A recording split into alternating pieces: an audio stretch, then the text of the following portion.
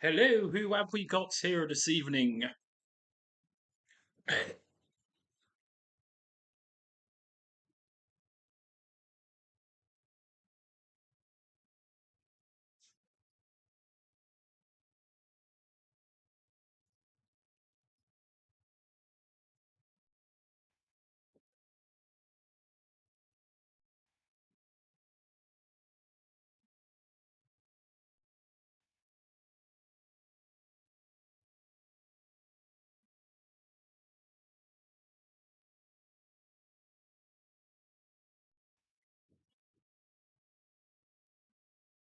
Okay, checking in from Chicago. Cheers. Hello, John. How you doing? Chicago.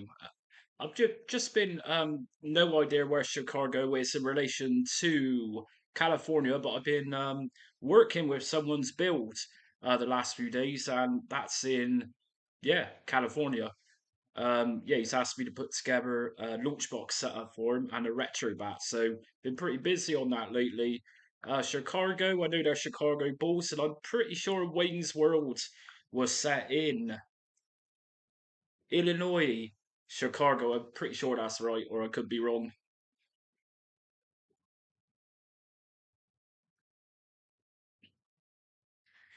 Hello, Insider. How you doing? So yeah, I was minding my own business just a minute ago, and when you're a YouTuber, some of you might be able to relate to this. When you're a YouTuber, you get random people talk to you on social media from just random places. Well, yeah, I'll just say random places, and they're trying to scam you. They want to advertise you this. They're going to promote you that in. It's like anything really. If people sees a money making scheme, they'll attempt anything, and it's quite amazing. This person actually just a minute ago, uh, I looked on his profile and he said he was from LA, Los Angeles, and that's what it said on his profile. When I asked him directly, "Where you're from?" Bangladesh, he said. Right, as a, just leave me alone, just go away, and it took me about 5 minutes to block this idiot, and it's like, oh my god, just leave me alone. Literally every few seconds, my phone keeps like ding, ding, ding. It's like, just go away. It's, you've done my head in so much that I thought, let's just do a stream, and here I am. So, yeah, I've not done a stream for a few days. I've been pretty busy decorating. Um, my abode, our abode. So I've been pretty busy doing that. Let's see, what have I done recently? You might have seen already, but I did a brand new MU deck setup guide for Windows PC earlier on today. And yesterday we went back to attract mode. So attract mode is a little bit more hardcore than your average um, front end system, such as the Bat of Doom. So yeah, I thought let's do some attract mode. Ding ding ding. You know what I'm saying, Wesker? It's like, literally I tried blocking this buffoon for a good part of 5 minutes. And it just wouldn't block it. Oh my god, man, just go away.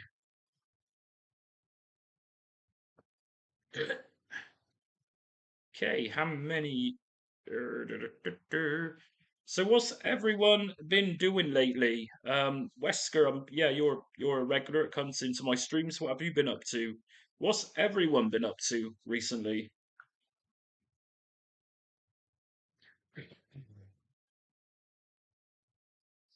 So yeah, it totally is annoying. Like really is annoying. Like I said, if you're a YouTuber, uh, a lot of people get this. In obviously you've got social media. in order to do advertising, that type of thing for, in my case, retro gadgets. At some point, companies will likely get hold of me or little independent businesses with some retro device, and it'll be like, "Oh, can you advertise our product?"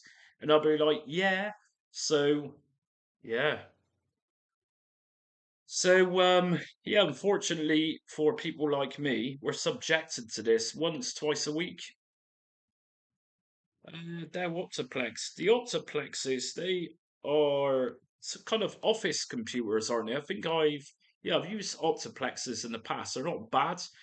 Fairly cheap as well, I suppose, depending on the hardware you've got inside. But yeah, you can really make a nice retro gaming system for probably 30, £40 with, even a fairly old Optiplex. Yeah, very good computer. It's pretty robust as well, I suppose. Hello, Donovan. How you doing, man? So I was just saying, what I've done today was EmuDeck for Windows. EmuDeck is very good. It came out late last year. Prior to that, you had to pay for EmuDeck to use it. Eventually, it was released public, and yeah, it's a really good front end. I've praised it in the past. It's probably the next best thing to retrobat, I'd say. Only issue is with EmuDeck for Windows at the moment is if you watched the video today, you'll notice that the Steam ROM manager it's got a bit of a bug in it. It's got an issue, so you can't parse, or let's just say parsing means kind of using that program to put your stuff into Steam, automatically parsing, sending it to your Steam library. But anyways, I found a way around that, and that's in today's video. But yeah, other than that, EmuDeck is very good. It's just a shame about that minor little bug, but come the next stable update, that'll likely be gone. Yeah, Dell Optiplex 3040. Yeah, like I say, £50, so probably the equivalent of, I don't know, £40 in British money, I suppose. Something like that. Really good computers. And I totally recommend Optiplexes to people out there who's watching who wants a really cheap retro gaming build. Of course, you're quite limited though with lower end computer like that. But having said that, you can always buy a low profile GPU to go in there. 1 gigabyte, 2 gigabyte of video RAM for what, £20? So, yeah, if you're prepared to not have amazing uh, graphics in your games, then yeah, something like cheap set like that would suffice. $1 American. Sup, man? You alright? All good, my man. Uh,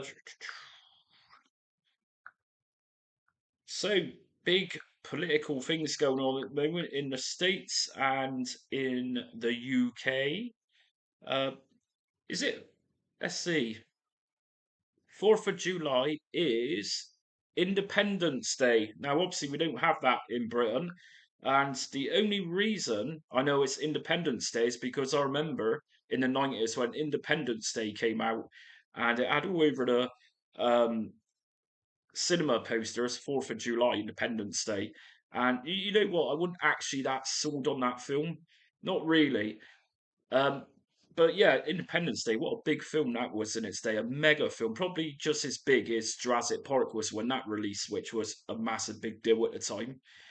But yeah, Independence Day also had a sequel in, yeah, that was very quickly forgotten about. I think it was called Resurgence. And of course, I'm pretty sure Jeff Goldblum wasn't in the sequel. Never even seen it because, well, yeah.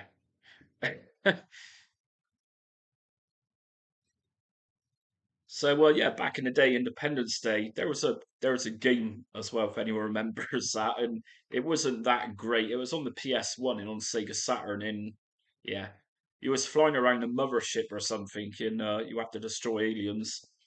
I think the best thing of that film was when that film released on VHS in America.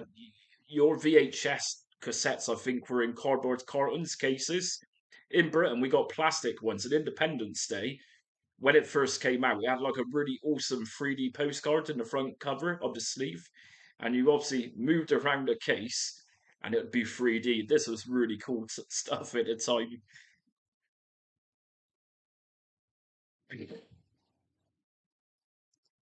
So Independence Day, yeah, yeah, it brings back memories talking about Independence Day. I actually bought when that film came out. We had a model shop in Britain at the time that was called Beatis. If anyone here is from Britain, let us know if you remember Beatis. It was very expensive, but it was a very cool model shop back in the day. Very expensive though, and they stocked Independence Day models at the time. So I got a massive scale alien, which yeah, I painted to some fashion, I suppose, back then.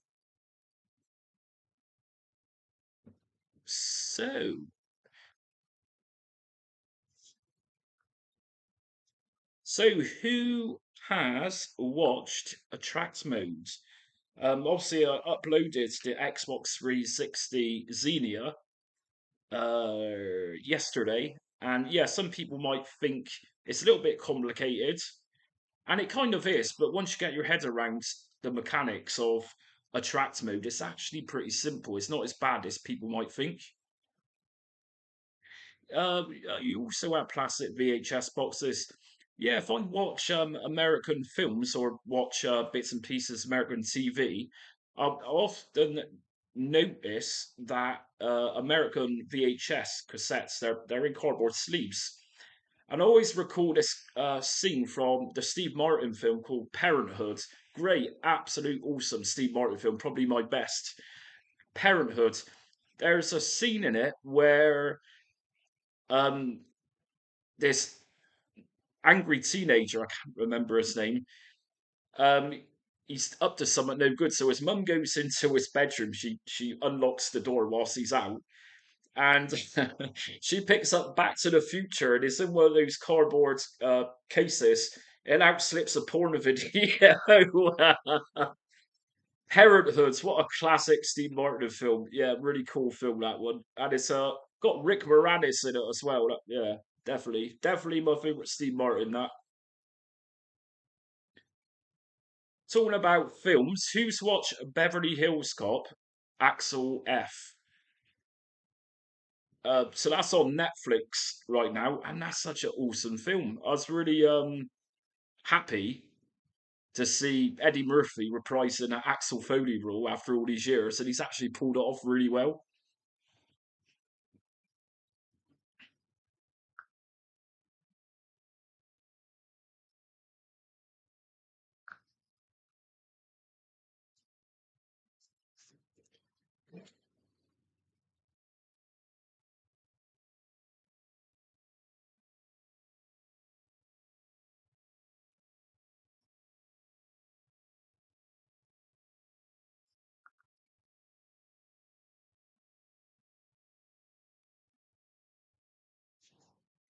Okay, so I run a community post as well yesterday, and I was asking people to vote on either what's your favorite more complicated front end, retro FE or attract mode. So let's hear a bit of feedback. What do you all think of attract mode if you've seen the attract mode videos I've done? Because I'm kind of planning on doing some more of those. Obviously, retrobat is my largest covered front end, but I get bored of retrobat, and at this point, I pretty much covered all retrobat systems. I I work from notes, and I've probably got around 30 to 40 retrobat setup guides left to finish. And those 30 or 40 setup guides are the most random systems in retrobat, such as the campus, what is it? The Lynx campus computers. So yeah, all the popular systems which retrobat emulates I have literally covered everything a long time ago. So I find it very difficult nowadays to do something with retrobat, and I know I've got a big fan base for it. Right, check this out. If we go into the retrobat ROMs directory, Let's take a look at this list of ROMs we've got retrobat. So you've got 3DO, I've done this one. 3DS, I've done. Action Max, yes. Adam, I think, not sure what that one is, but I've not done it. Advision, I've not done it. Audio Amigas, I've done. Amstrad CPC, I've not done. So as the list starts off just here, there's several I've not done, but it's the systems which either no one's ever heard of or no one really wants to watch. Action Max, I did a little while back. In That's an interesting enough concept. It was videos actually talking about VHS. Action Max was a VHS game system in the 80s. I've even covered some obscure like that. We've got Apple computers here. We've got the Apple II and the Apple II GS, which I've not done.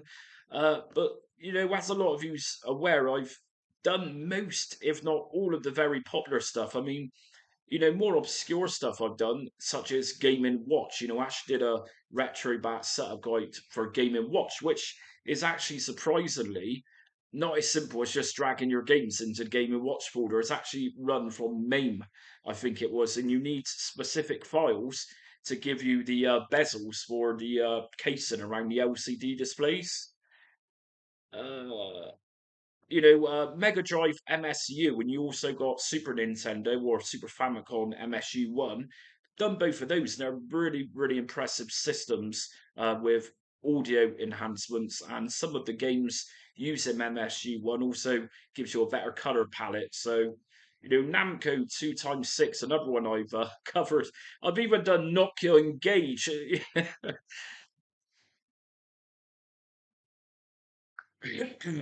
So this is what I'm trying to expand the horizons for those who watches stuff. Doing MU deck again. I'm doing attract mode again. So I'm trying to also show you all that there's different front ends beyond retrobat.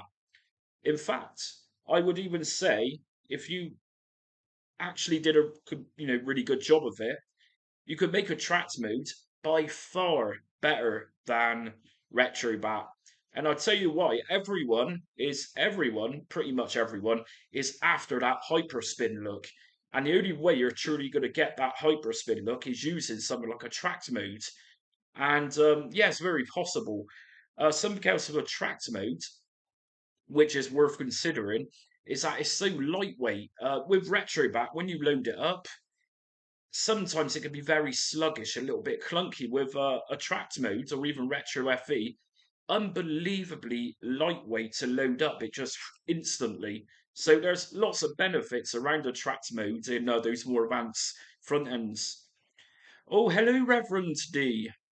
Happy Independence Day to you all. I was just talking actually, Rev D, about my experience of Independence Day in, when was it, 1996, with the film Independence Day. Um, yeah. So I knew today was an important day for Americans, but yeah, I'll leave it at that. I don't know much about Independence Day, something to do with the North and the South division. Uh, yeah, I think that's what Independence Day is based on, roughly.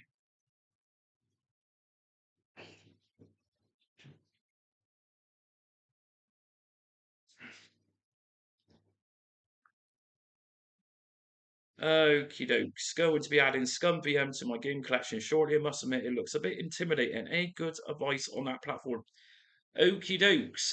So Scum VM, it really isn't as tricky as you think it might be. It depends actually what it is you're going to be. Sorry, I'll start again.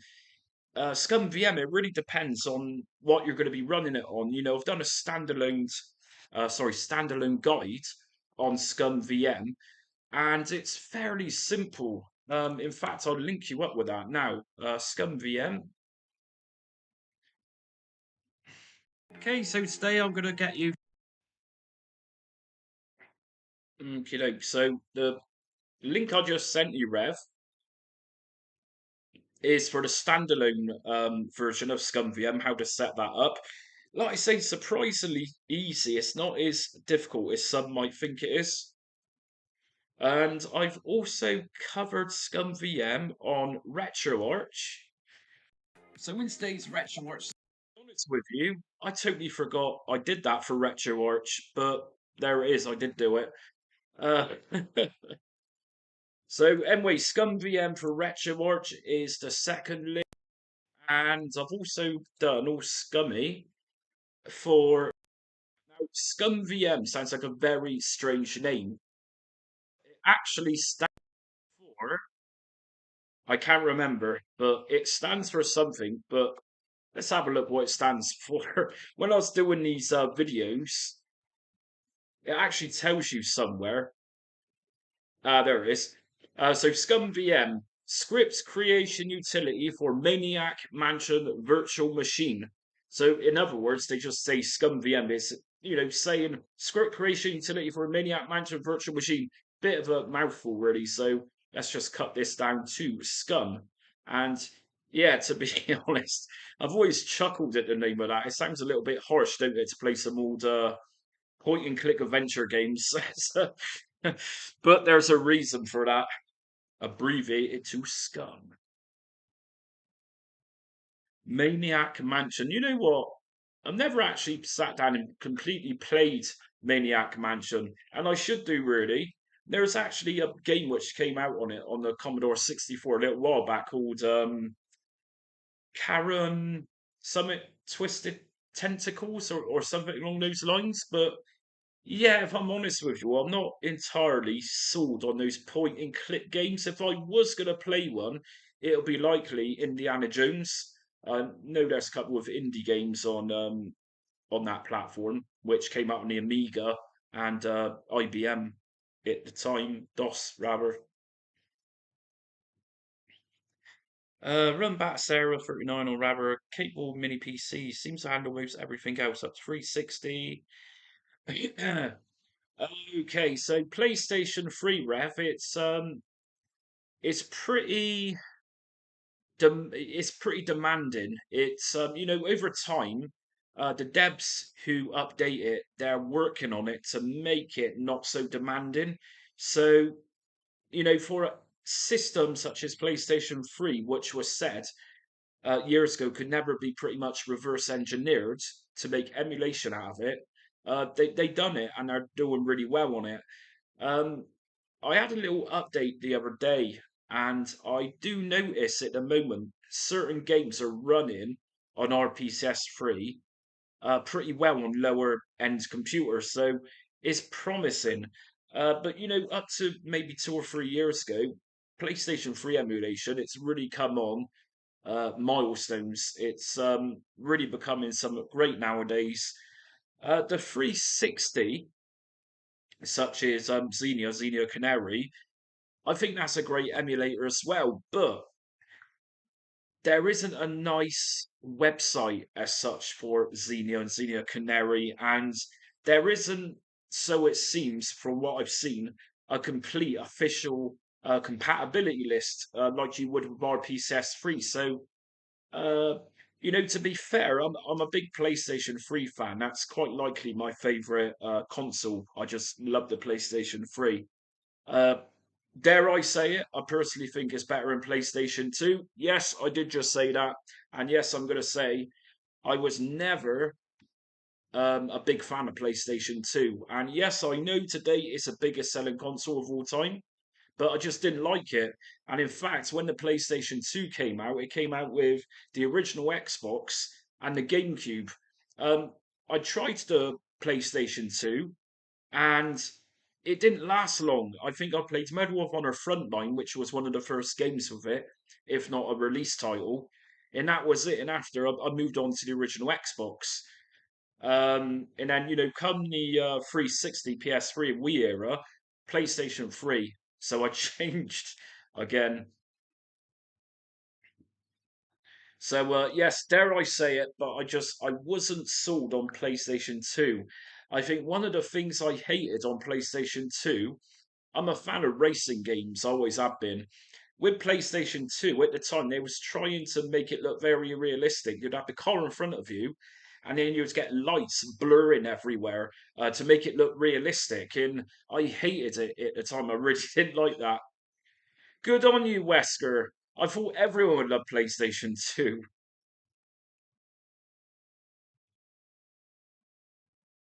Exactly, Rev D, exactly. So not the end of the world. Not the end of the world. Um, yeah, PlayStation 2. Memories, that type of thing. With PlayStation 2, I just I got memories of it coming out. And in fact, at some point, it probably, yeah, it came round the same kind of time as the Game Boy Advance did.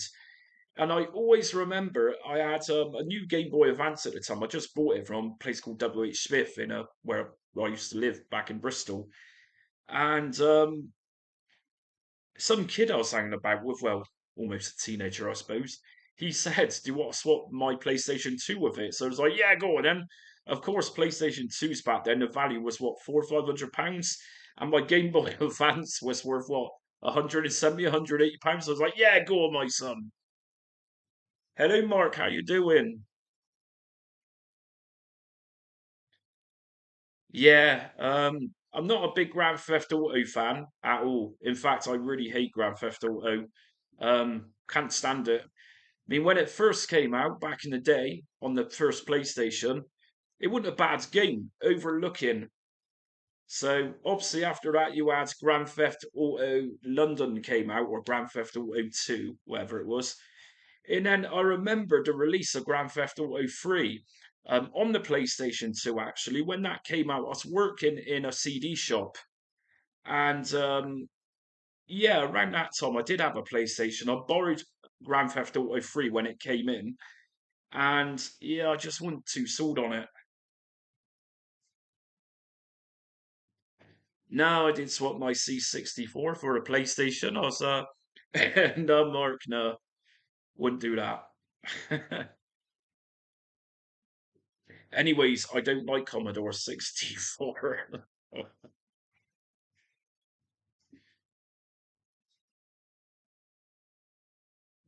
Neither am I, or of racing games general. Driving though through buildings and the ditch was the point.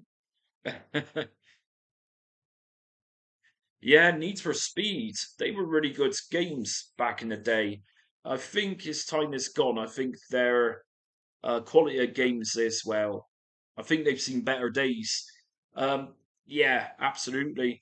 PlayStation 3, Xbox 360 era, to me, that probably had the best chunk of the Need for Speed games you had. Hot Pursuit, that's a great game. What else was there? Undercover, that's another good one. Yeah, many of those really good. Oh, also, what was it? I think it was Shift, Need for Speed Shift 1 and 2. Was it Shift? Which games did you get, Mark? If you want to try out some new C64 games, just check out itch.io or CSDB. Yeah, Underground was really good. And the most recent Need for Speed, I played it and it just seemed like there isn't much to it. So much so I don't even remember the name of the latest Need for Speed game. Uh, no, I just don't remember it. But what they did to it, they tried making it very hip and with the times with all that cartoony animation, blowing smoke and everything. I just thought it looked really stupid. Yeah, Hot Pursuit, that was an absolute classic game. There's also Need for Speed to Run as well, and I know Need for Speed to Run. A lot of people didn't like it. I personally really liked that one. Really enjoyed it. Kind of reminded me of Outrun in an odd way, I suppose. That's kind of why I like that one.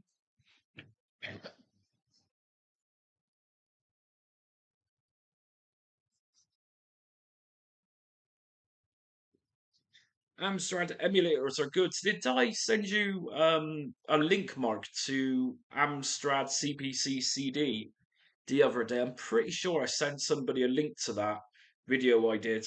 Yeah, I've covered CPC a few times, but obviously, as a YouTuber, you're trying to reach a big audience, and it seems when I've done Amstrad in the past, uh, it's not really going anywhere. So Yeah, never played it. Might give a go. You might have to look for that, Foggy. Might have to look for it. Yeah. So, anyways, I always say this: Java PC, Java PC, Java PC. Not sure what that is, Mark. To be honest.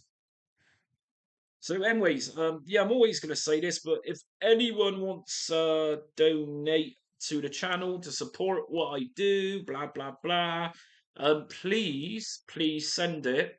Bear with me. Bear with me. Where are we?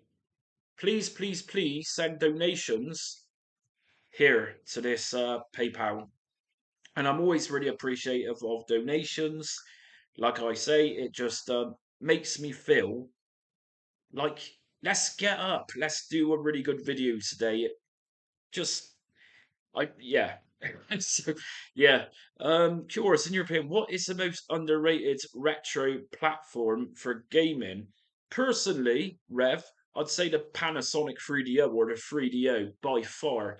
You know, the 3DO, people laugh at it, but I think with if it wasn't for the first PlayStation on the horizon, well, maybe a couple of years later after the 3DO came out, I think possibly if 3DO actually lowered its prices down for a start, it could have got somewhere. And in fact, there was actually supposed to be the 3DO 2, which was called the M2, I think, or just Model Mark 2, which ended up as the computer inside arcade systems. And, CDI. I'm not going to comment on that one, but we're all different. We're all different. CDI. Let's see. You've got in on CDI. You got the free Zelda games, and you got Hotel Mario. And- but yeah, yeah. So, anyways, the 3DO. If you don't know much about the 3DO, we'll just say the brains behind EA, Electronic Arts, pretty much came up with the 3DO blueprints. It was almost like different manufacturers of the early 90s creating their own version of the 3DO going by the blueprints and the schematics. So obviously you got the Panasonic 3DO, which is probably the most famous. You also had the Gold Star 3DO. Gold Star obviously manufactured TVs in the 90s. And you had LG as well, the LG, I'm pretty sure it was LG 3DO. And yeah, I think Panasonic had a couple of models as well. It was the FZ1, and I think it was the FZ10, possibly. Uh, but you know, it's debated. Now, I'm not a Road Rash fan. I've never been a big fan of it, but as much as people laugh at the 3DO, most people will agree that Road Rash on the 3DO is by far the best version of it. And you've also got Super Street Fighter 2 on the 3DO. Again, that's a very awesome port on the 3DO. So, personally, a couple of my favorite 3DO games are, again, don't laugh, Virtuoso. You know, it's the quirkiness and the ridiculousness of it. It's just so bad. It's good. Another one is Phoenix Free. And then you also got Escape from Monster Manor. And yeah, I like the FMV games. Yeah, they're good fun. You know, they're beyond cheesy and just hopeless acting. But they are. They're kind of quirky and they're fun in a really odd way.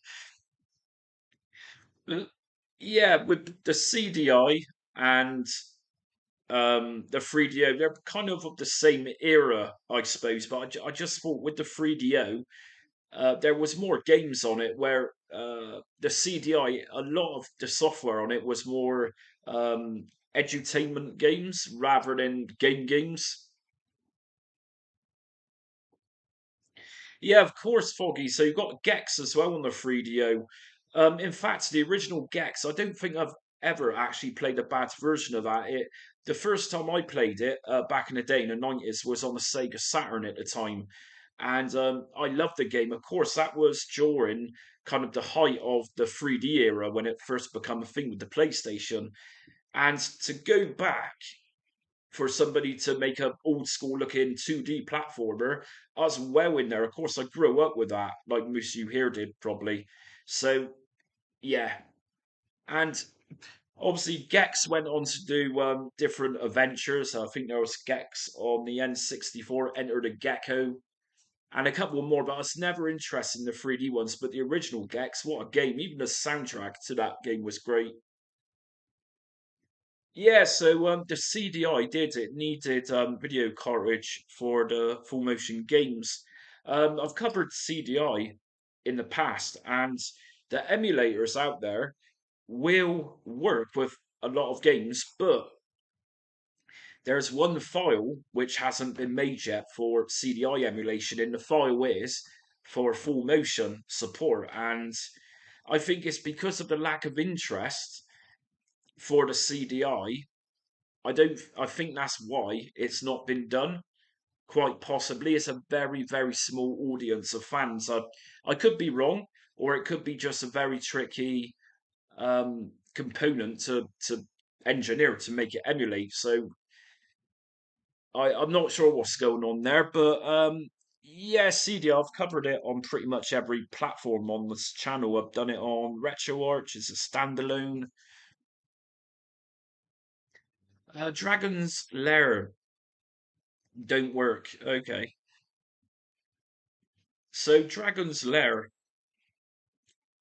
I actually did a Daphne setup guide the other day, and if you really want to play Dragon's Lair, I've covered Daphne a few times on different platforms on the channel.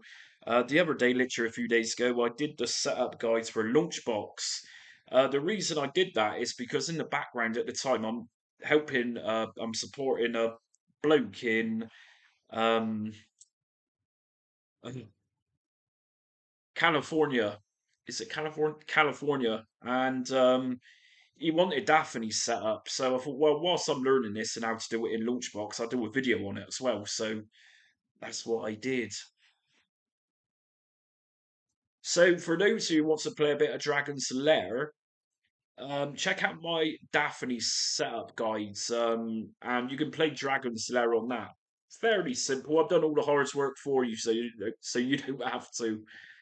Da, da, da, da. So Daphne, I have done Daphne as a launchbox setup guide. I've done Daphne the with the bloke from Dragon Slayer on the thumbnail. I did done it for retrobat, and I've also done American Laserdisc Singe. That's Daphne Hipsus.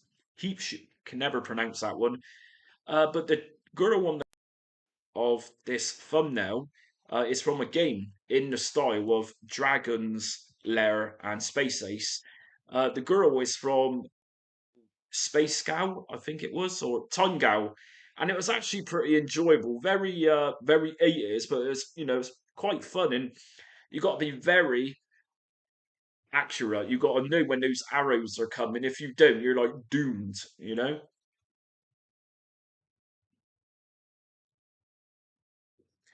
Yeah, so there's also a Dragon's Lair 2 as well. It's called Time Warp. Again, if any of you wanted to play Dragon's Lair, as I've just showed you, I've actually done Daphne as well as Singe.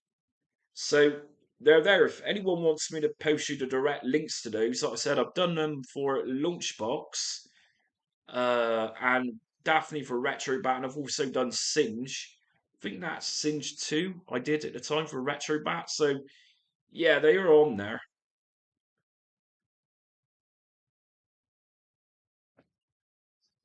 It could be Rev that that's the one thing I have problems with. Emulating it doesn't seem to want to play well.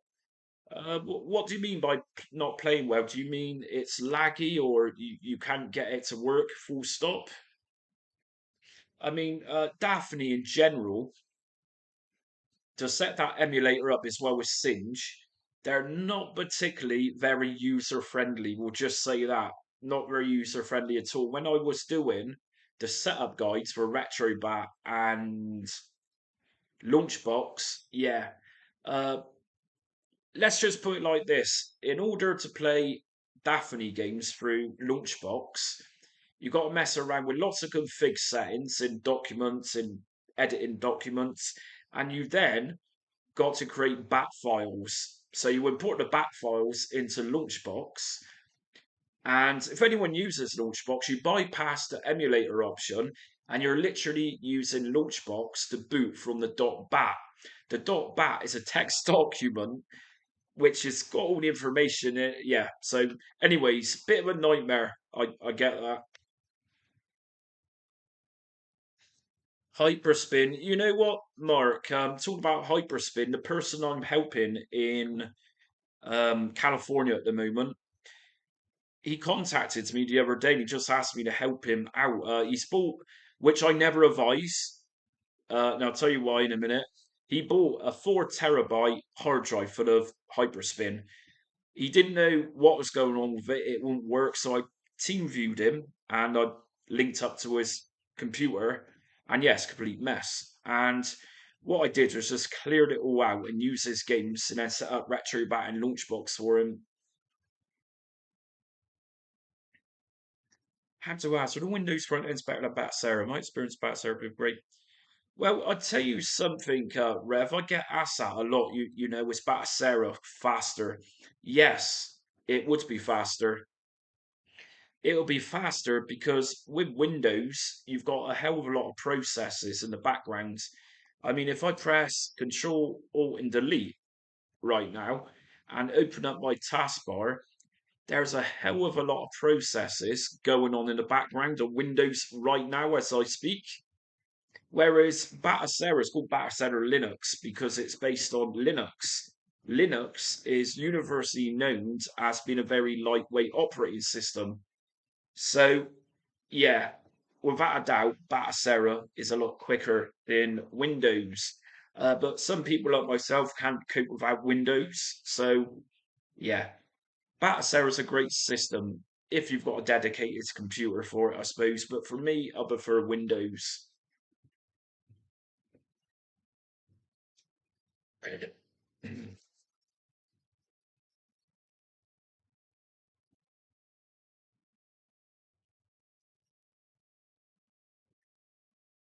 So yeah, I said earlier on in the stream, the last few days I've been fairly busy.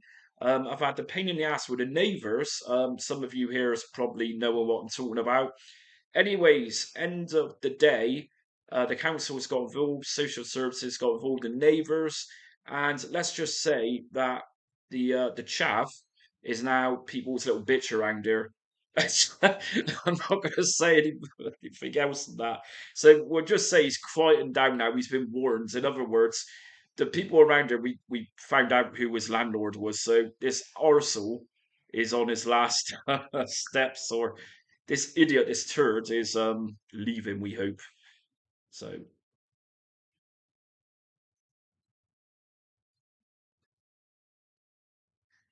yeah, so that's what I'd recommend Rev for. Batocera is a dedicated computer, but yeah, if you've got a spare computer, Batocera all the way, just to use it as a computer emulation station, uh, console emulation stations. Yeah, you know what I'm saying. But yeah, in many ways, I look at Batocera like retrobat. It's virtually the same thing. The only thing that Batocera doesn't have is teknoparrot. You won't get teknoparrot on batocera, whereas retrobat you can play that. Get forage round. Oh no.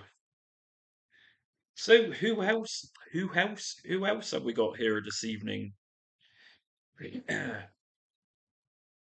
So yeah, earlier on tonight, for those who just joined, I was getting a nightmare off of some person who was trying to help promote my channel. And like I always say to these people, no, I enjoy doing my channel. I like doing it all myself. That's the whole point of being a YouTuber.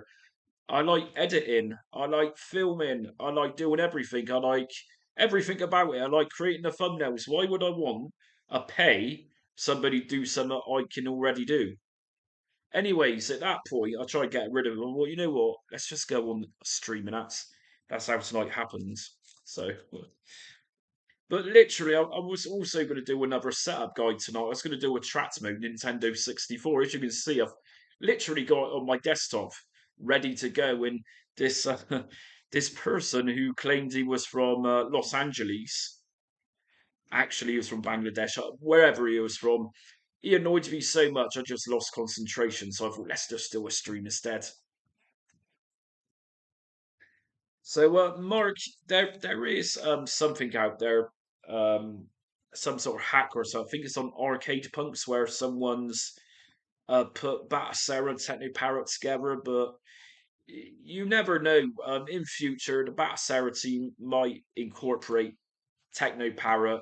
I think about this, and the reason why I think it might not be with Batocera is that obviously you've got to pay for teknoparrot, and we all know a lot of people don't like paying for retro content. So that's your, I think that's your answer with Batocera. It might be wrong, but to some people, the thought of even paying for a launchbox big box is shocking. So how can you charge?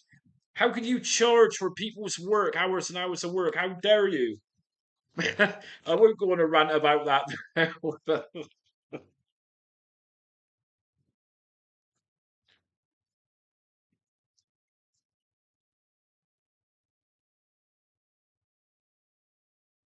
Uh, no, not trolls. It's just if you're if you're a YouTuber, I've had this happen for a long time. Every now and again, um, you'll get people from India, Bangladesh, probably, uh, and they'll try and con you. They're scammers. In the world of YouTube, there's an app you can use. I don't use it anymore, but back in back over a year ago, I used to use it. It's called vidIQ, and vidIQ helps you develop keywords. See, when you put a video together on YouTube, you can put lots of tags in, and vidIQ does it for you. Anyways, if you're a YouTuber, it's widely known vidIQ is what's going to help you, and that's all these scammers are doing, quite literally. And they want cut out of your profit. It's like, no, no, labor are free. Mark, to be honest, I'm not even following it at the moment. My partner, she's been asking me all days, like, who's winners? I don't know. I've been too busy. I've been decorating the living room, painting it white. Now, if anyone's got experience with painting white, it takes several coats to get it pure white, and then you've got to wait for it to dry, and then you can see where the patches are what you've not done. White, painting white is an absolute nightmare, but I like white. I think it looks really classy with black furniture. So yeah, Mark, going back to that, I've no idea how Reform are performing. I'm guessing that the tourists are well, they're not doing too well as expected a long time ago, but I could be wrong.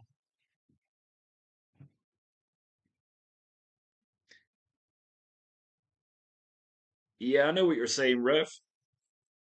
But like I was also saying, whenever there's capital involved, whenever there's a potential money earner, then you get people like that trying to earn from you. And it's like, well, no, no, no, no, no, no. No.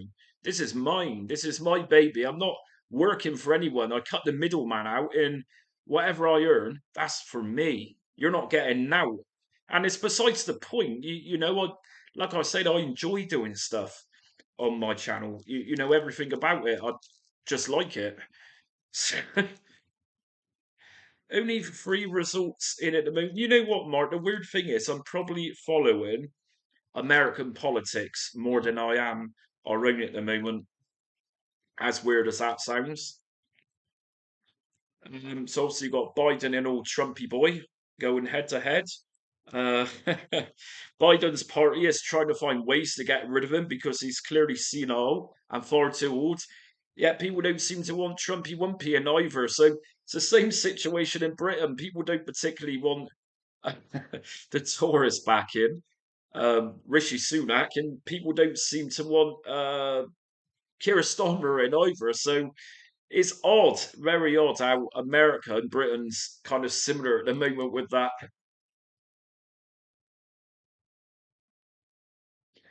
I makes a mess of anything they can, so I'm very glad to have mates up like you on YouTube. Help us out, guys. Oh, that's okay, Rev. Like I say, Rev, all the time. Gonna say it again. If anyone wants to donate, please send it to my PayPal to say thanks. And Rev, are you Scottish by any chance? Saying I. Now, where I'm from in the south, in the West Country, I just assumed that the word I've been saying I myself for years, ever since I was little. I always assumed it was a Scottish thing, but no, no. You go up north, Yorkshire, in Yorkshire where I am, people say I up here. So not just Scotland. Of course, from down in the motherland of Bristol, where all the farmers are, no one says I down there, and I've only said it for years, even as a kid, because, well, I don't know, I just did. No idea. So decent only, mate. Most of my DNA comes from E. Oh no.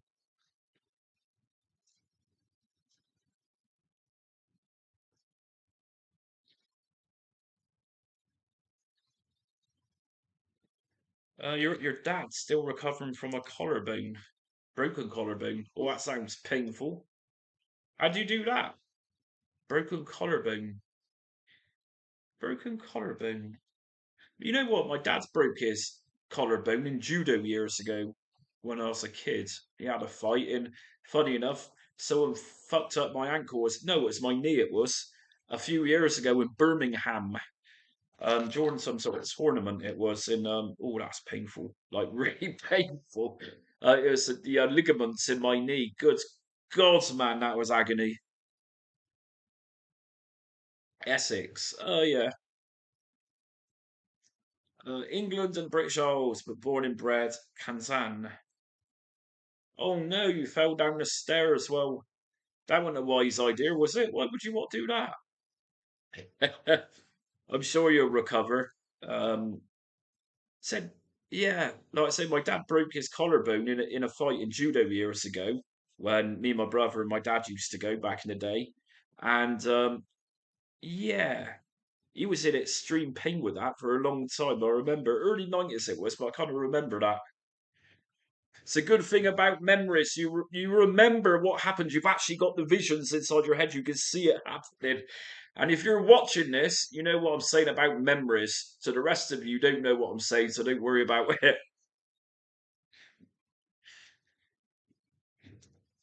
So yeah, memories. Memories are really interesting things. That's why I got such great memories of my childhood. What a wonderful thing to have is proper happy memories. My memories. I remember. Anyway, I'm going to leave it there with that because a lot of you don't get what I'm saying. Playing games difficult. Most of us Yanks are Heinz 57. Heinz 57. Yeah, I know what you're saying. Um, you know what? That's a really interesting word. That is Yank. I know the Americans are called Yanks, and I've said it myself in the past. I don't even know if it's a derogatory thing. No idea, but I'm guessing it's something to do with Yankees. Is in, I think it's a baseball team. Is it the Yankees or an American football team? No idea.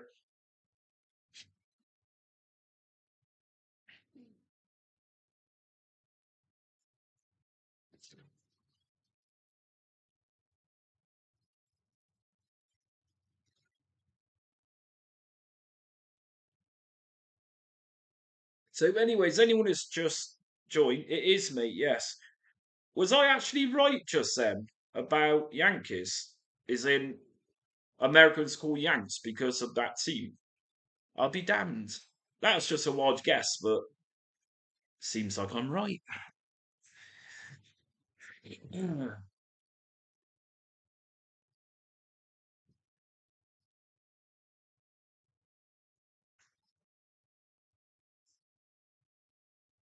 So, anyways, anyone who's just joined,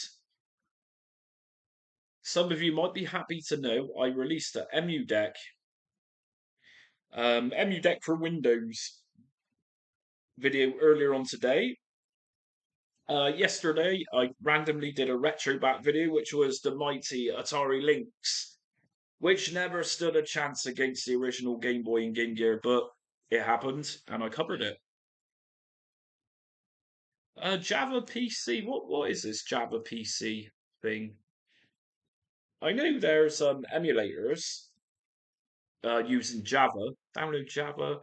And you were talking about Commodore 64 earlier on. I'm pretty sure there is a website with a C64 emulator on it using Java.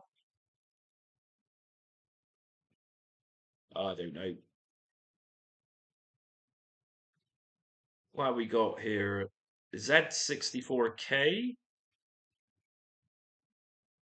Pixel, is that emulation? Yes, there. It's quite surprising actually how many websites has got emulators embedded, and there's even a BBC Micro one and ZX Spectrum one I've seen. Java C64 emulator. Could this be something? Oh, I don't know.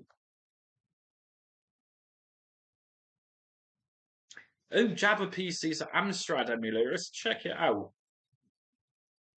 Java PC Amstrad emulator. Sophisticated emulator is Java CPC, as the name indicates, written in Java. Yeah. Easy to set up and does a good job with Magnet Schools games. Java CPC. I've not actually come across this one to be honest, but let's give it a little go whilst I'm here. Let's just download it and give it a little whirl. So I'm going to need to get a CPC game. So what I do is just grab a new CPC game for this. Use the trusty itch.io. If I just type in Amstrad CPC, what have we got? Toki Amstrad CPC. Just download this a minute. And if you've not played Toki on the CPC, it's very good. I did a video on this ages ago when it came out. So it's on 2 discs.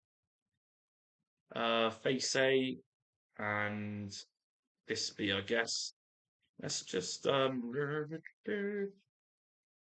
that downloaded? Yes. So yeah, I was totally unaware of this emulator, but let's take a look at the contents.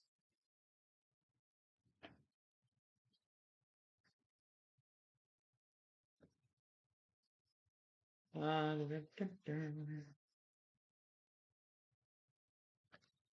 extract it.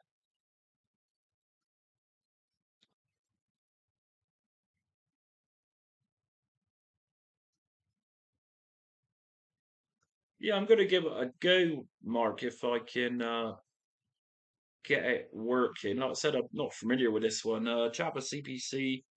So you got 32 and 64 bit. If I just get Toki and I suppose pop it into this folder, if I open up C4, no M could be found on your system.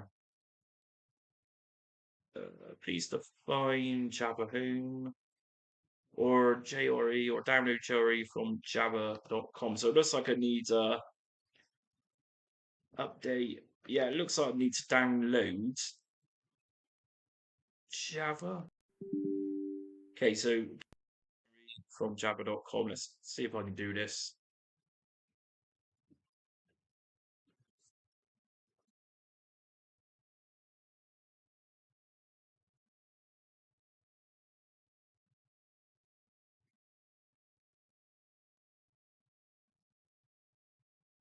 You know what? I would have thought my computer had Java on it. Obviously, it's the latest Java. No, they will change that. Install. Hopefully, by installing this, it might then work.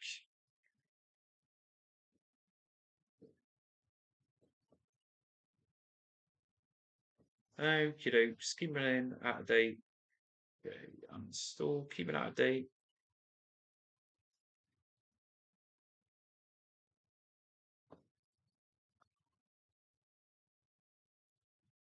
Okay, let's see if it now opens. Yay, I've done it. Would you like to run Java CPC desktop? Let's go for normal. It looks pretty snazzy. Quite like the look at this already.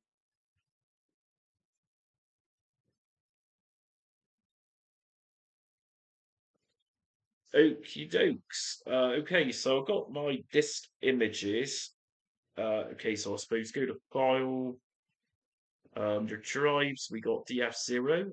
Let's go for insert. Okay, so if I go to my desktop and this was new folder 2, and we got Toki there. You know what? I don't use Amstrad much, and I'm not too familiar with the commands on it. So it's is it run? No, or is it load? No, no. God damn it! Load. Let's try load.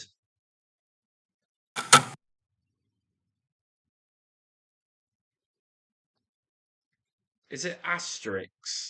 And if it is asterisk, then my keyboard layout is not having it. Load. No.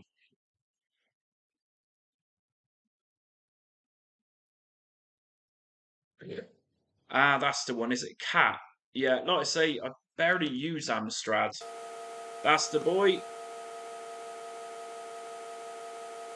Okay, now this is the contents of it, and trying to get my bearings as it loads.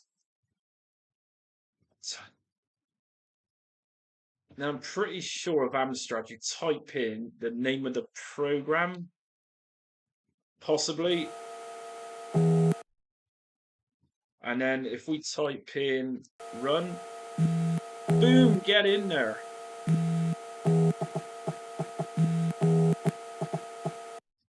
I gotta say, the sound of that disk drive is pretty funky. It's very bassy. I quite like that. Okay, so we want this in English.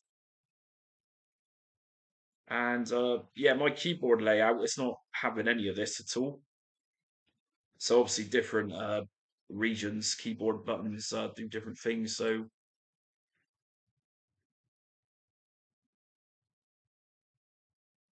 emulation.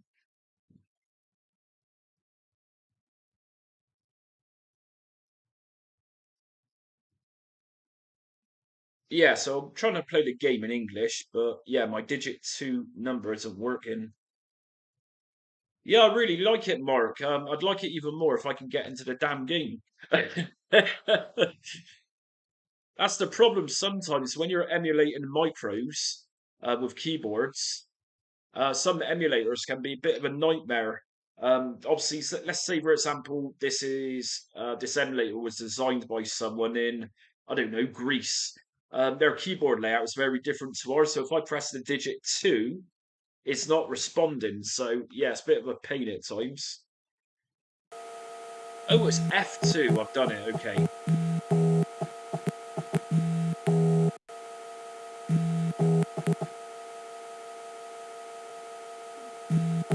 Tape images.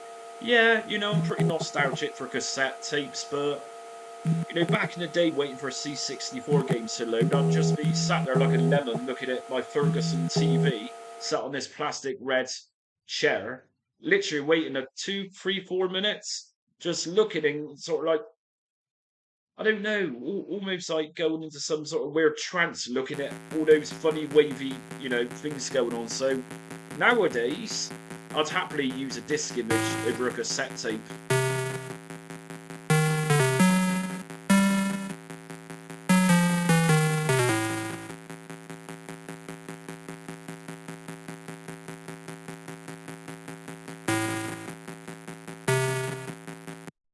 Okay. Yeah, so on the C64, obviously you had music on there on some games. And yeah, some of that, the Ocean Loaders was amazing. So yeah, it wasn't all about boredom, I suppose. There was that music to listen to. Okay, let's take a look else what we got. Open Hex Editor. No, I can't do that.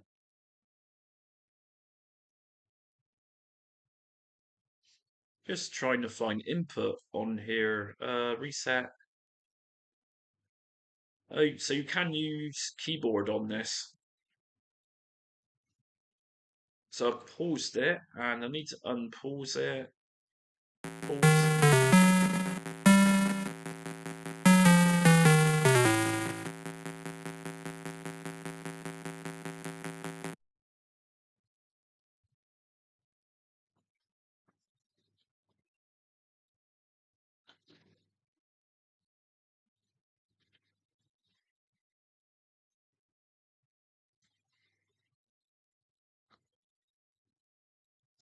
I'm actually gonna just shut it down just there, but I'm gonna look into that when I likely do a setup guide. In fact, I'm always looking for standalone emulators to cover on the channel. I do a lot of front end content, but I don't really do many standalones nowadays. So yeah, I might. Well, yeah, I'm going to look into that tomorrow. So, like I said, Amstrad, whenever I've uploaded Amstrad content in the past, they're not massively popular. So in some cases, I'd rather put the time and effort into reading and finding out about something if I know that it's gonna interest more people.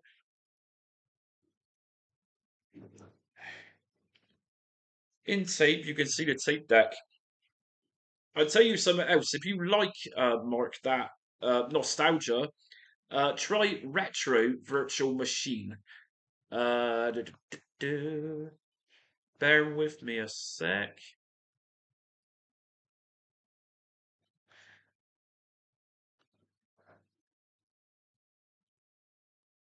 Oh, listen to that, Becky. So obviously this clown hasn't got his complaint from the council about his damn dog barking. Yes, people, it's 12:30, 12:30 a.m. in the UK, and that bastard of a dog is barking. No, I'm not going to say bastard of a dog, bastard of the owner don't care about the neighbours or anyone else. So yeah, whatever. So seriously, is he taking a piss or what? Retro virtual machine. So yeah, for those out there who likes the whole experience of loading cassettes, check out Retro Virtual Machine. This is probably the best I've covered on my channel for 8-bit micros.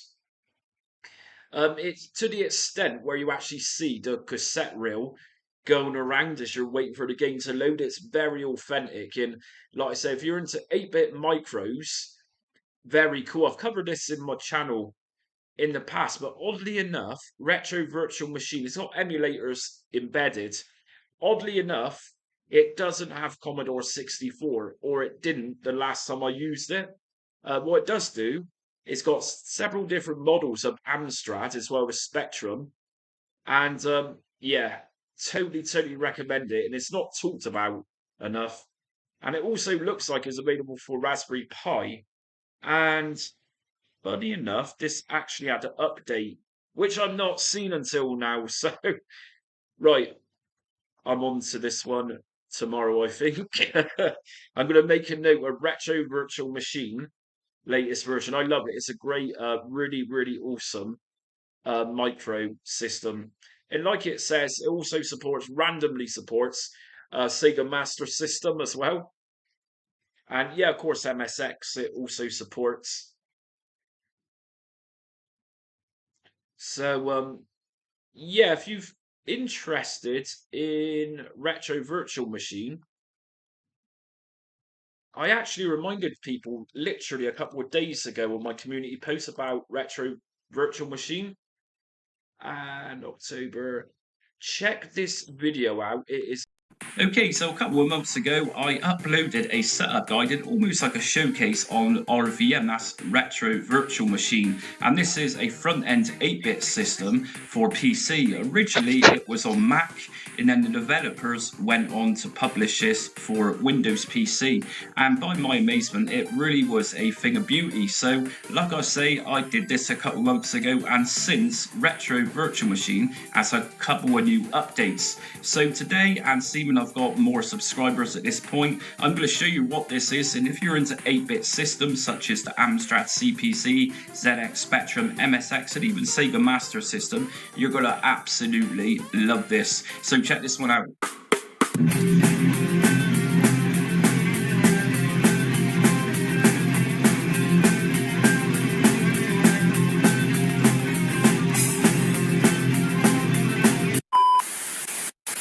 Okay, first things first, if you're new to my channel and you like what you see today, make sure to hit notifications, subscribe and like. It helps my channel out a great deal, and you also get retro emulation content almost every day, and you'll get pop-ups come up whenever I publish them on my channel, just Jamie.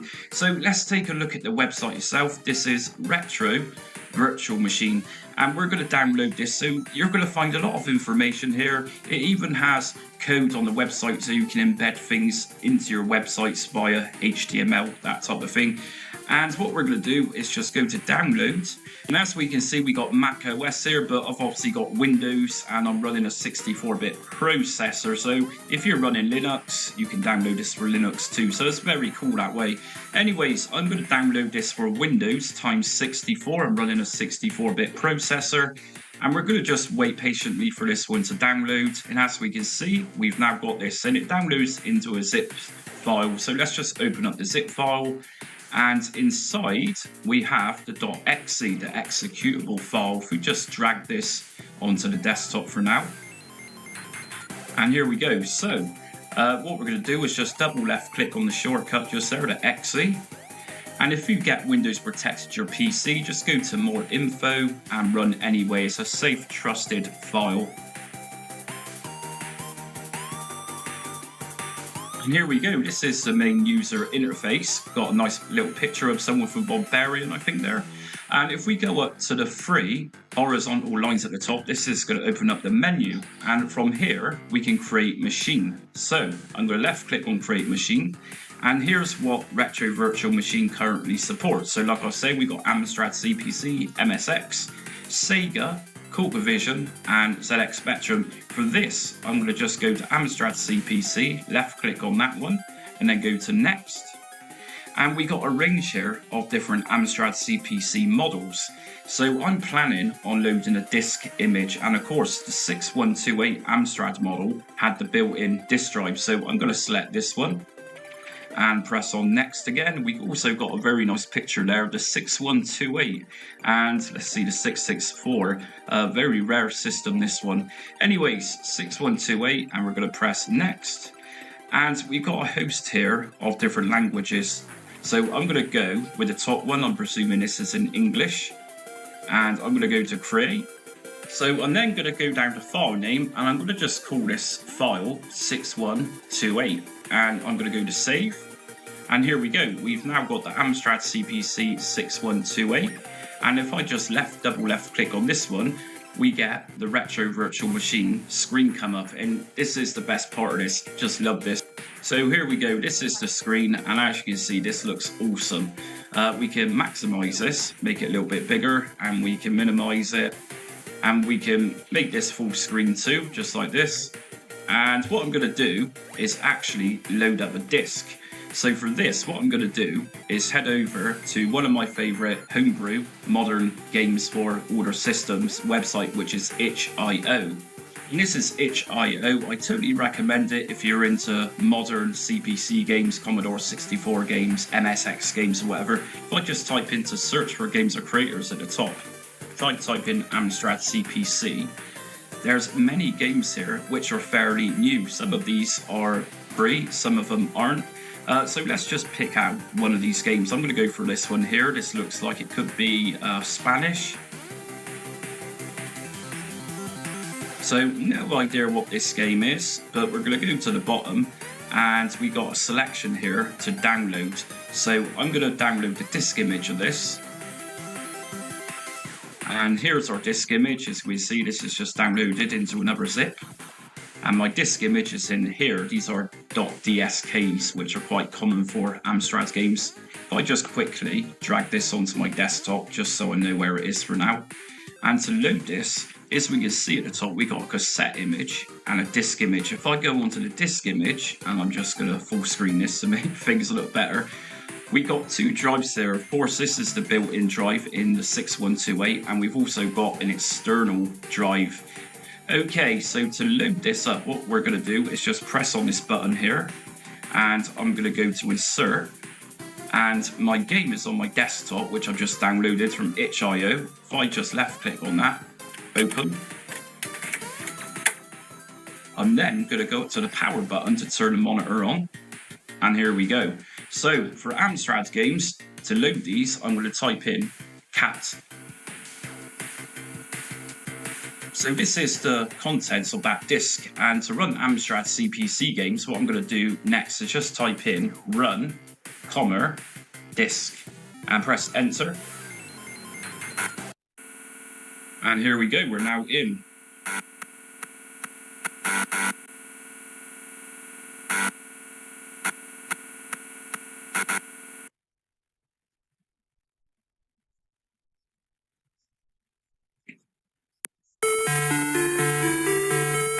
And if we just toggle around here, we can get different displays come up. So I've got my Stadia controller connected to this, and all I've done is just gone to joystick, and some of these games might be a little bit more foreign if you don't speak, say, Spanish or Italian. So some of this on Amstrad games, for example, you might have to use your initiative. So for example, to redefine my controller, I press number 2, and I'm presuming these are asking for my directional buttons and fire button on my Stadia controller. It's right at the top here, there's a little TV screen. If we just left click on that, we can actually change how this screen looks. So under presets, it's currently put on the CRT curved. If we just left click on this, we can change this to look how we want it. And there's plenty of presets on there to mess around with, even black and white. And obviously Amstrad came with a green and black monochrome.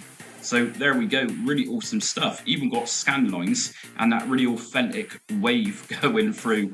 So background blur, let's put this back onto how it originally was, which I believe was CRT curved. We can add scan lines to this. As you can see, scan lines are now appearing, and also increase the mask of this. Noise, so you know, the options here are endless. It really is a thing of beauty. Like I say, I love this front end. It's just superb, and it seriously needs to be put out there into the wilderness a little bit more for 8-bit fans like myself. So we got Amstrad CPC discs running up, but one of the nice nostalgic things about Retro Virtual Machine is the authenticity of loading in cassette images. So let's go back to itch.io. And this time, I'm going to download a tape image of a game. Let's download Robbie Strikes Back. So let's just download this one. And no thanks. If you want to donate some money to the author of this game, go ahead. We're going to download this game. And here we go. Robbie. And my cassette image of this one is the .cdt. So just drag that onto my desktop, and we're going to open up a new system. If we go back up here and we go to Create Machine, Amstrad CPC, Next, and this time I'm going to go with the 464 model. Obviously the 464 model has got the built-in cassette drive. I'm going to go to Next, and top one again for English, and go to Create, and I'm going to call this one 464. Save. And here's my 464 in English. Open this up, and this time I'm going to go to the tape icon, left click on that one, and what I'm going to do then is go to eject, and here's my cassette image, double left click. We can now see Robbie is inserted, even with the label saying Robbie, just awesome stuff. And of course, we got to turn the monitor on. And let's just maximize this. And to run cassette images, or cassettes in general, on Amstrad CBC, we just need to type in run, followed by quote, and then press enter. And then it says press play, then any key. So we're going to go down to the tape deck, press play, and press any key. So H.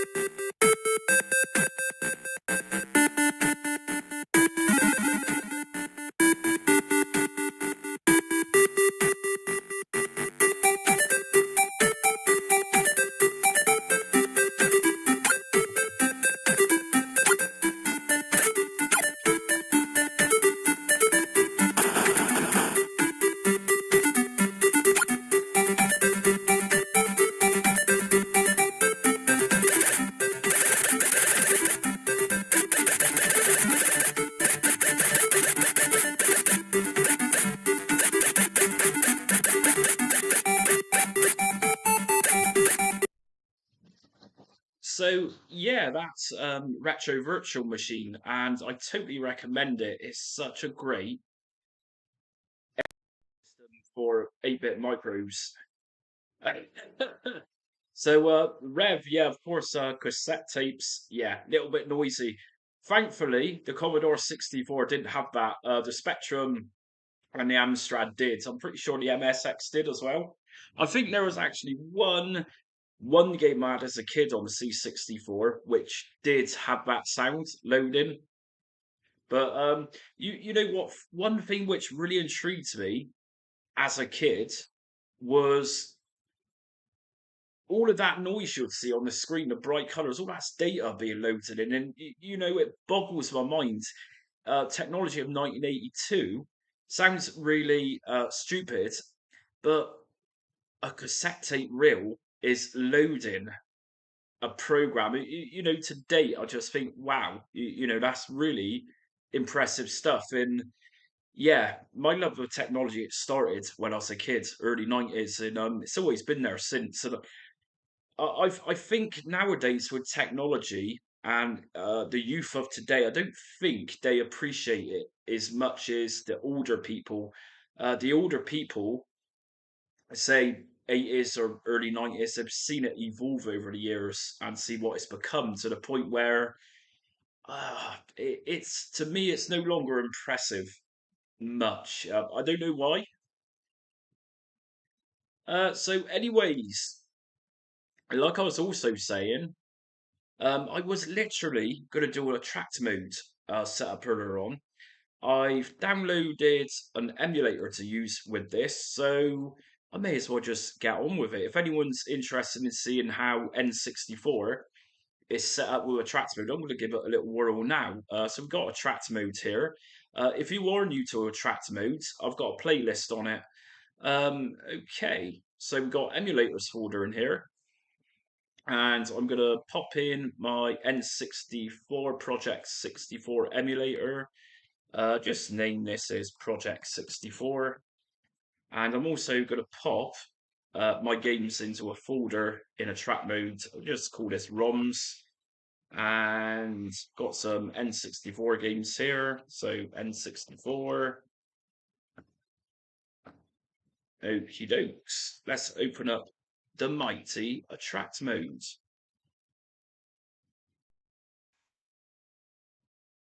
Okay, so tab and then emulators. We want to add emulator to this, and we're going to call this project 64.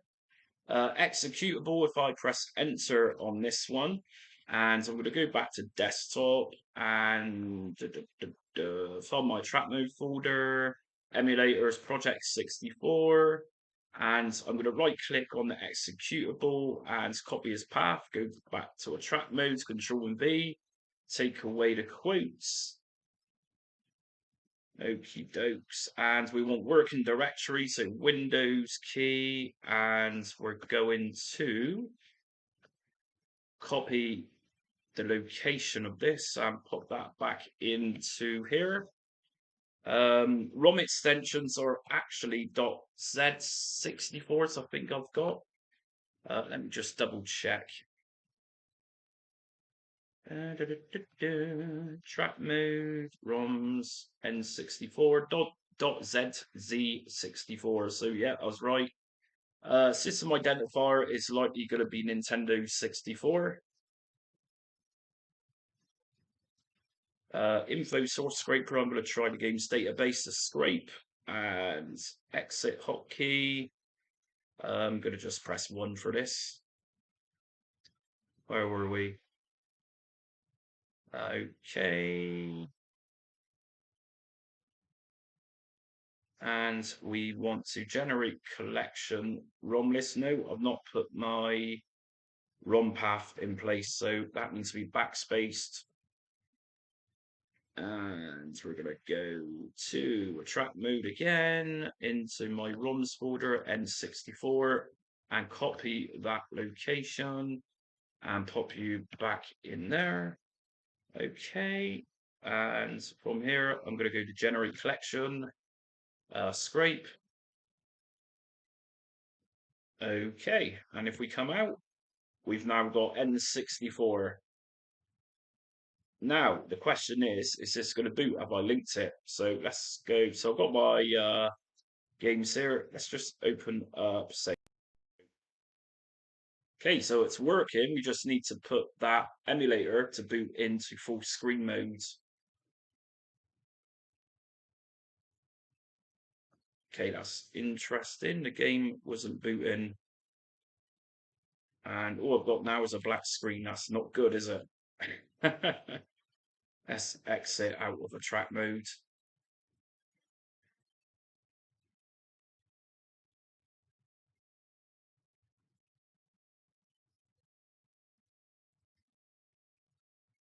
Anyways, that's what I was going to do tonight.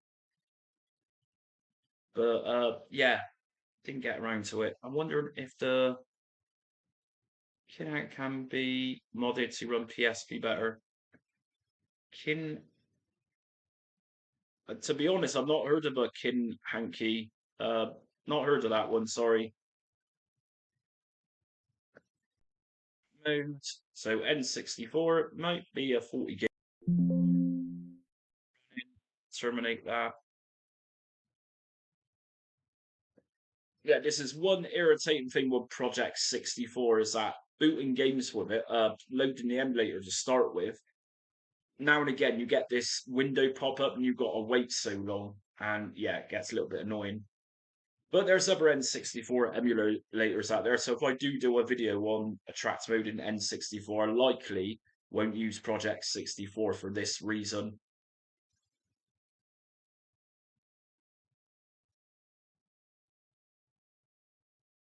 I'm wondering actually if .z64 games are actually supported with Project 64. I thought they might be, but maybe it just takes zips. Let's see. A trap mode. Let's try and load up a game direct with the emulator itself. If I open up, say, Nuclear Strike, yeah, works fine. So if I open up new, yeah, it's working fine. So I might just add a couple of dodgy games. So yeah, that's working fine. What we need to do next is obviously make boot into full screen. Tab, no, So to do this, Project 64, open up the emulator outside of the tracked mode. And here it is. Here's a really irritating window.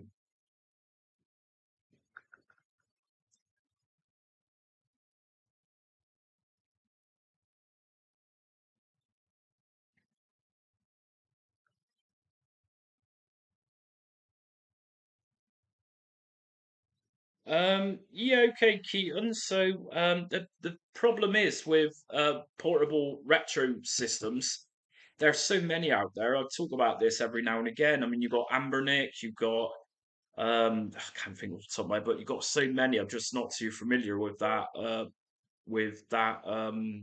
brand you've got there. Options, configuration. Can I boot this? Enter full screen mode. That's what we want. Apply. Okay. So if I then go back into a track mode and boot up a game again,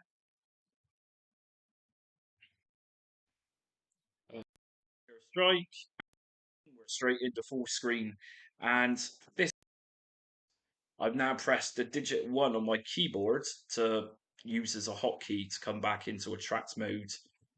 Awesome. Awesome stuff. Seriously, people, if you're not using a tracked mode, this is a tracked mode plus. Tracked mode hasn't had an update for a very long time, where a tracked mode plus gets updated every few months. So I highly recommend a tracked mode plus. Without a doubt, such a great system. You can do a hell of a lot with it. Who's not seen any of my videos, this is a wallpaper or a layout that I've used it. If you go to displays, um, I uploaded a Xbox 360 guys for this yesterday. If I go to Project 64 and go to layout, you put layouts in here. So you've got a trackman, which is very basic. And the scraper I use for a tracked mode, it's not the greatest, but I've done videos on how to add your own artwork, that type of thing.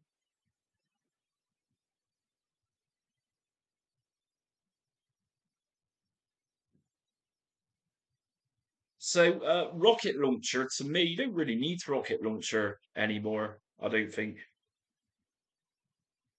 Okay, Keaton, can I ask then what you think is a good mini PC running Teknoparrot Virtual Pinball?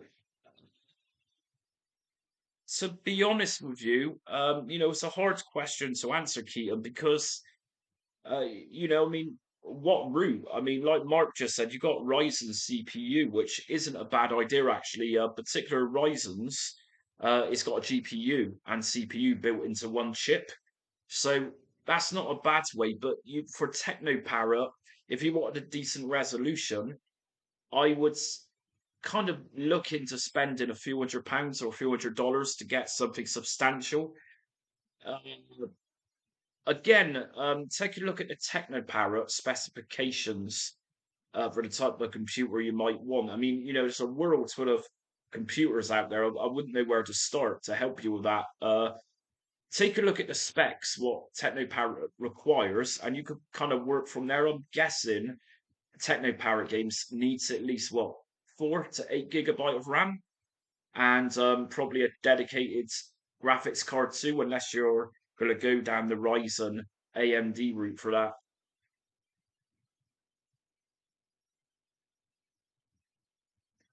But going back to attract mode, R7 Mini. Okay, going back to attract mode. I mean, look at this. It's awesome. It's so customizable. Layout options,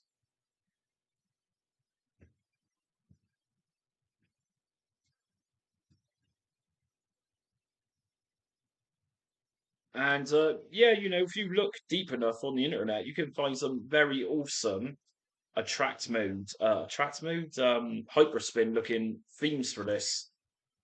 One of the good themes is Navato, which is hyperspin-esque. Now, I've got the names of the games displayed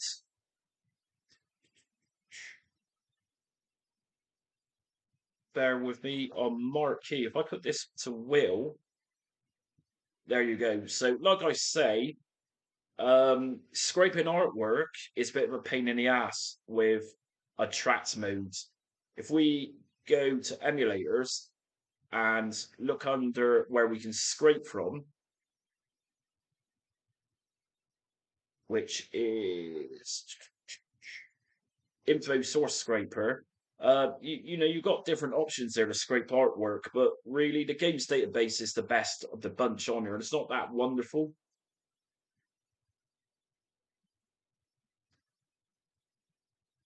So, yeah, I think the best way to add your own artwork is to manually do it, and you can also add videos to this. Now, the arcade system you see on the left hand side, you can actually put videos on that, and I've done all the guides on that. Launchbox update 13.15 is awesome. It is. I'm a big box user myself. A front end I've used for probably best part of the year now. Highly recommend that. Really, really good system.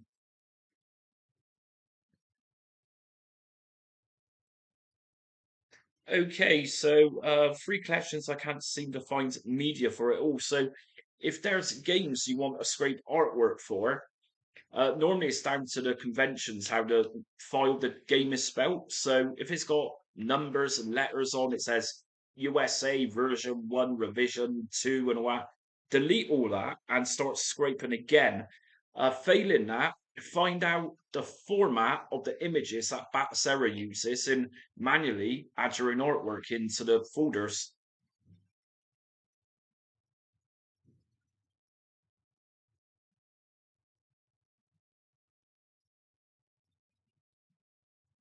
And just very briefly going back to attract mode, I actually found da, da, da, da, where are we? I actually found, and I damn well deleted it now, Arcade Flow. This is a new theme I discovered yesterday for attract mode. Let me just show you it all, and I'll then shut up about attract mode. But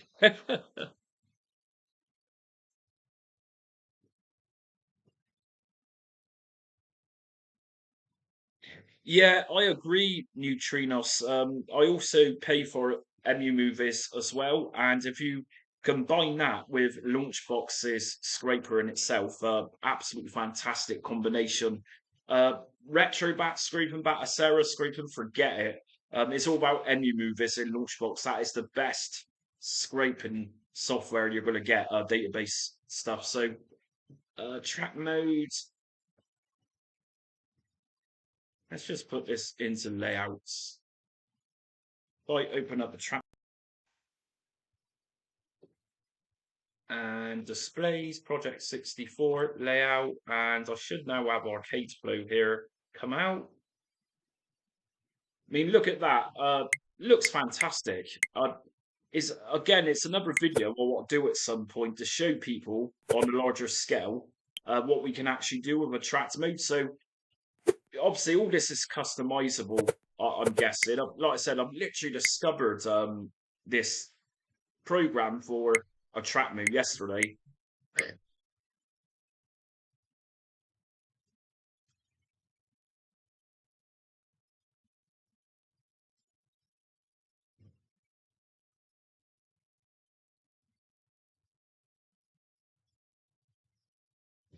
So yeah, I've no idea yet how this actually works, to be honest. If I press enter, we get this type of display. It's just very awesome. I mean, look at this. But yeah, apart from that, I've not really checked out. It's something like pressing the enter button and then up, down, left, and right will do different things.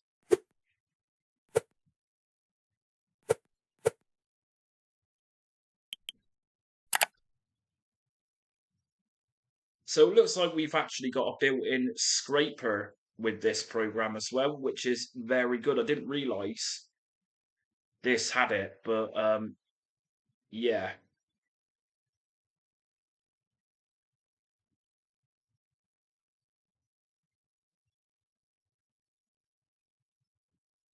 So again, I'm just going to say, completed, press escape to reload layout.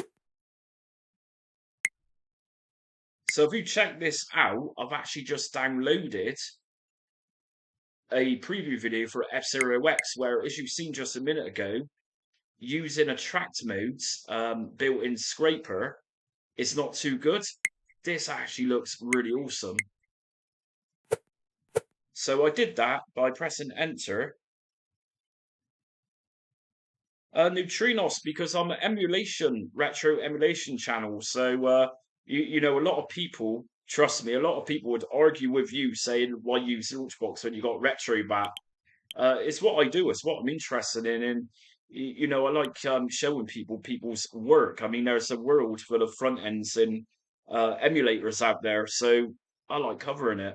And Launchbox is good, but you know, different front ends to me, it's got various different reasons why people use different front ends. I mean, let's see, there was a guide I did, quick play and simple launcher, really random game launchers. Even Noslan, I think it was pronounced, I covered a little while back, and surprisingly, people like those. So I like covering stuff. I like exploring this. So Neutrinos, to be honest with you, like I said, I use Launchbox, Big Box myself, but I appreciate visuals. And you know, it's just for things like this, what I'm showing you right now, is what I really appreciate, that people's time and effort has gone into doing this type of thing.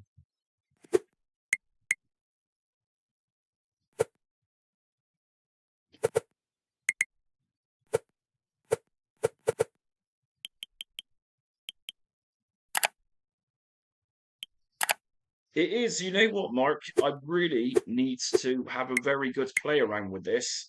I literally just thought it was just a layout. I didn't realize it had scrapers and everything else built into it, but damn, this looks good.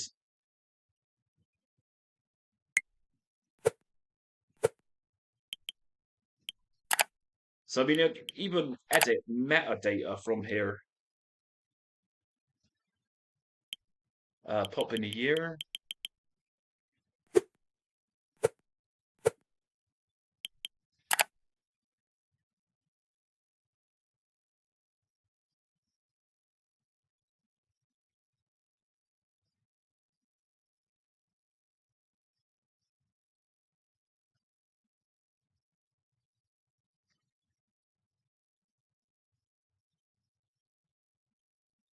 So I'm not sure what this little prompt is coming up for, but yeah, like I said, I will be covering this in a full video at some point to give everyone a proper showing of what this actually does. But here you go. I've just done that, and now I've got a preview video for Resident Evil 2, where I didn't have that just now. So this is very awesome. I like this one. I like this one a lot. And obviously, we can do this with any game we want, I suppose. Press enter. And if I go to scrape selected again, see just little things like this with this retro game emulation. It just really, really amazes me. Um, the type of things people are doing, developing. I mean, this is just, to me, this is just amazing. I really like this. Okay, so press escape. And here we go. How awesome. How awesome is this? So if I go to open up a game from here, I suppose I would. Let's have a look. Nuclear F-Zero.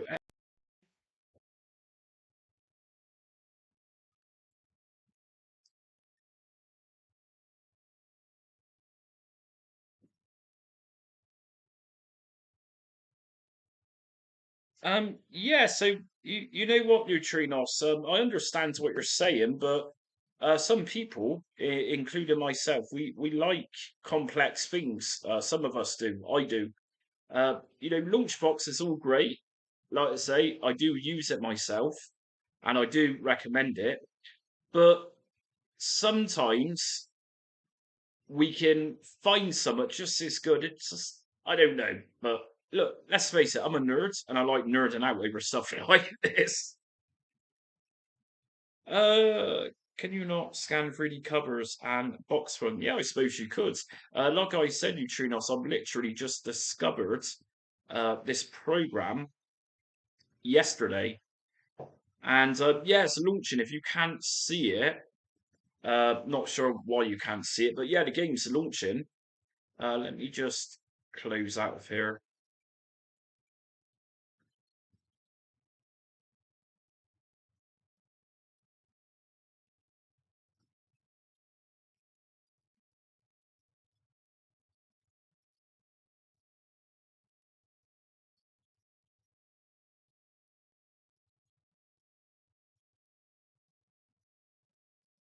Okie dokes. I'm having issues at the moment getting the resolution back on my screen. Bear with me. Display settings. Yeah, sorry about that, Mark. It was playing. Okay, display resolution. Okay, keep change. Yeah, it was playing. Yeah, it was playing. It's just some reason it didn't happen. I tell you what, if you're interested, what I could do is Arcade Flow is what I was just using. And I love that. Like I say, I literally discovered that one yesterday. And I didn't realize how awesome that was.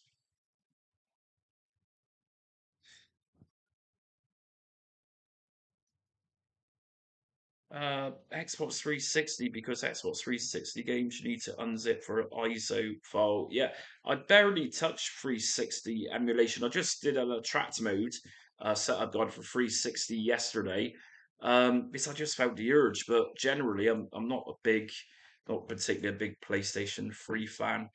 But anyways, emulators, Project 64.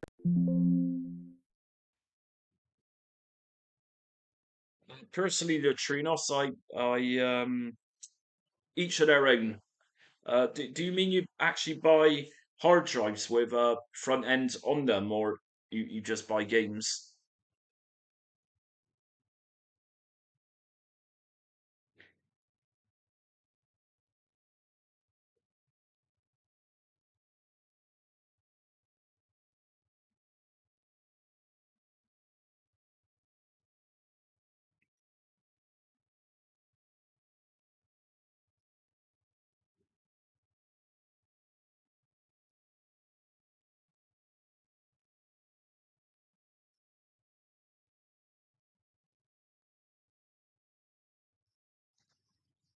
Okay, options, configuration. Okay, so if I open it up in window mode,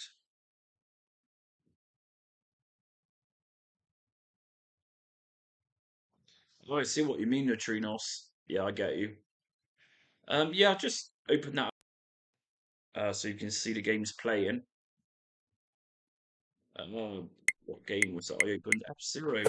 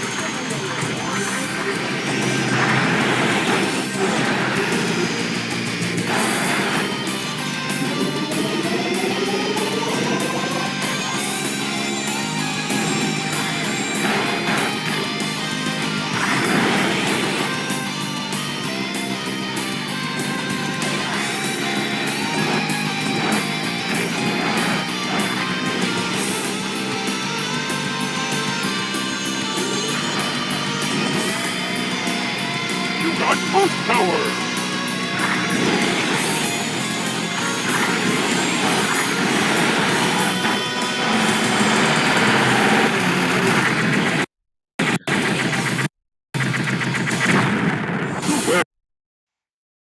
Yeah. So the front end, Mark, this is if you've not been watching, this is Arcade Flow. In Arcade Flow is for Attract Mode Plus. I was just saying I discovered it yesterday, and I'm going to do a full video on it. As you can see, it's really nice looking, and it's actually got the built-in scraper with it. So yeah, I quite literally expect a video on that one tomorrow or later today.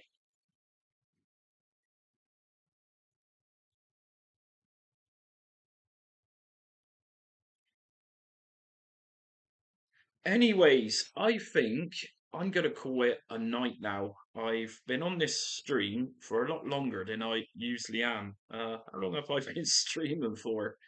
Normally I do an hour. Jesus Christ, an hour and 51 minutes I've been going for on this. So don't time fly when you're having fun.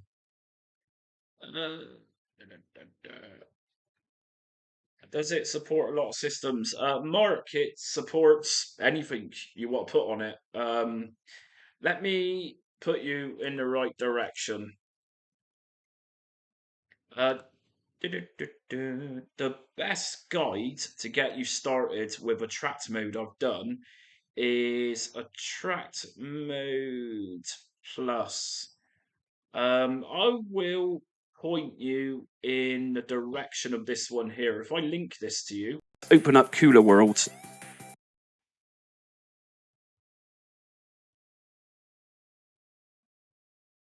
Yeah. Check out this one. This is attract mode plus. Very briefly, there's attract mode, which I haven't had an update for a long time, and there's also attract mode plus, which is uh someone's taken the source code and they're updating it, I think.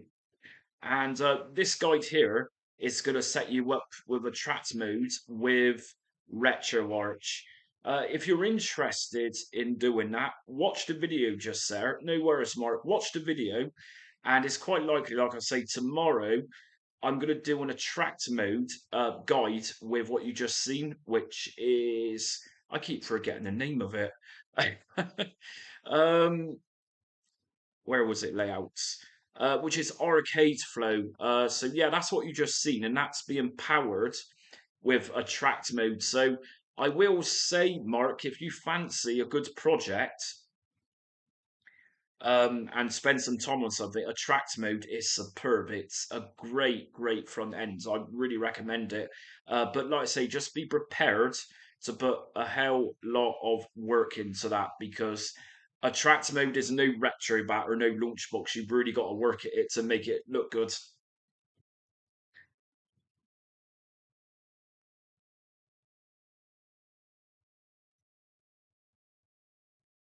Okay, and what I'm going to do is, if anybody wants to support the channel and the work I do and the advice I give, if you could send donations to support my channel to PayPal just there, I'm always grateful for whatever is sent. I always will be.